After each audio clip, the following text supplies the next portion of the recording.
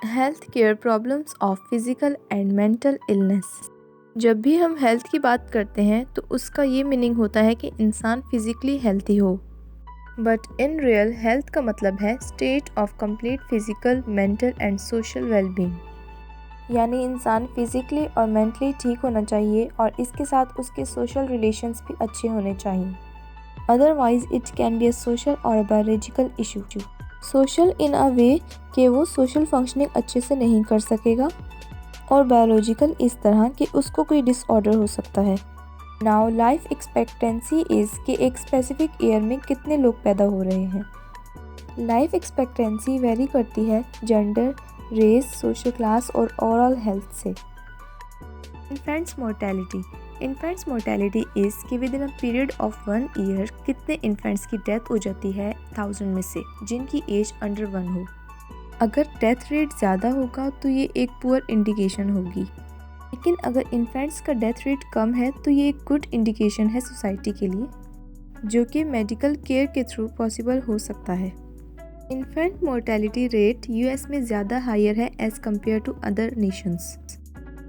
इन 2001 African American infants का जो mortality rate था वो 14 था, वेयर एज वाइट इन्फेंट्स का मोर्टेलिटी रेट 5.7 था, जो इंडिकेट करता है कि यूएस में हेल्थ केयर की एक्सेस सबको इक्वल नहीं दी जाती। Diseases are of 2 type, acute and chronic. Acute diseases में कोई भी डिजीज़ या इलनेस फ़ौरन से आती है जिसकी वजह से इंसान की डेथ हो जाती है। इन सम केसेस अगर कोई बच भी जाए तो वो डिसेबल हो जाता है।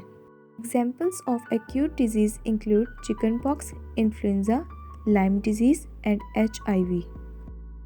Chronic disease एक लॉन्ग टर्म डिजीज़ है जो कि बहुत स्लोली डेवलप होता है और कभी कभी ये बर्थ से ही स्टार्ट हो जाता है।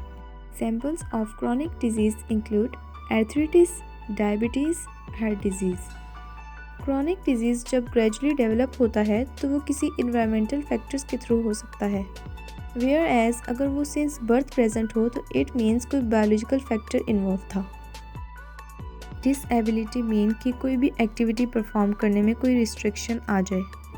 Either a person becomes disable, जिसमें physical limitations, interplay of limitations और सोशल रिस्पॉन्सेस इन्वॉल्व हो सकते हैं। AIDS crisis. Every year we see increase in number of cases of AIDS. In all of the cases, male account 3/4. इन 3/4 man में से half man African American होते हैं। Mainly दोस्त जो लोग एड्स से डायग्नोस होते हैं उनकी एज 25 से 44 के बीच होती है। एड्स का ट्रीटमेंट कॉम्प्लेक्स भी है और कॉस्टली भी, वेयर एज करंटली इसका कोई भी ट्रीटमेंट अवेलेबल नहीं है। Mental health. Mental health is so important.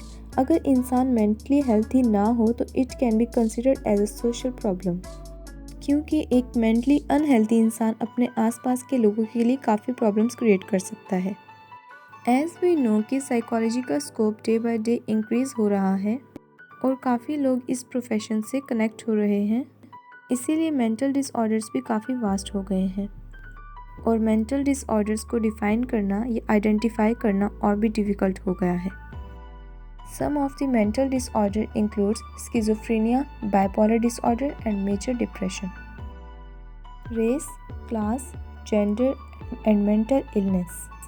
There is no significant difference in diagnosable mental illness between African Americans and whites, whereas racism can impact the psychological well-being of African Americans and white. Social class mental illness से इस तरह relate करती है कि अगर socio economic status increase होगा तो mental disorders decrease हो जाएंगे। मेंटल इलनेस में जेंडर डिफरेंस इस तरह आता है कि मेन से ज़्यादा वुमेन को डिप्रेशन से डायग्नोस किया जाता है।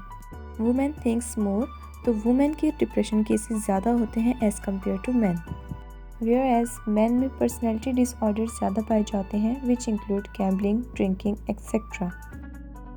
Much gender inequality in health care.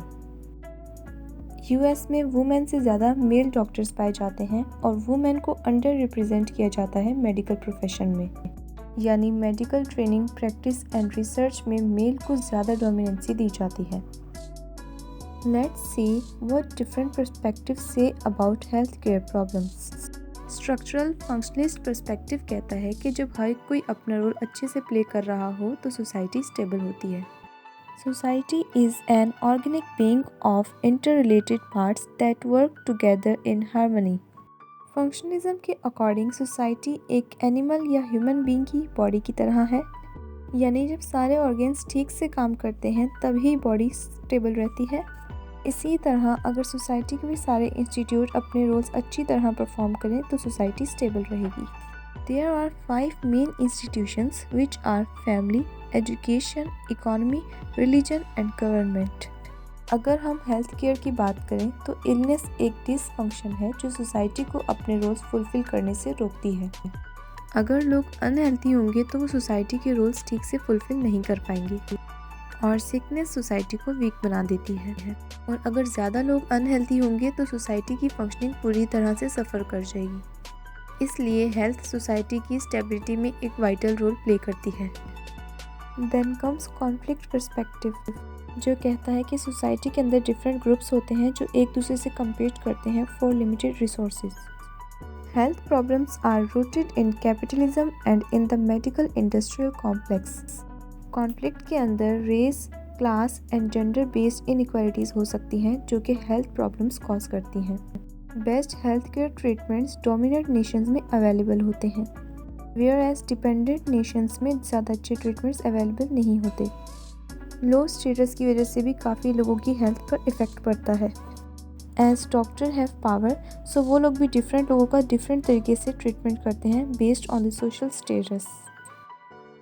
Symbolic interactionalism, society में डिफरेंट सिंबल्स होते हैं जिनको लोग अपने मीनिंग्स असाइन करते हैं। सिंबॉलिक इंटरेक्शनिस्ट के अकॉर्डिंग हम डॉक्टर से कैसे सिंबलाइज करते हैं ये डिपेंड करता है हमारी कम्युनिकेशन पे।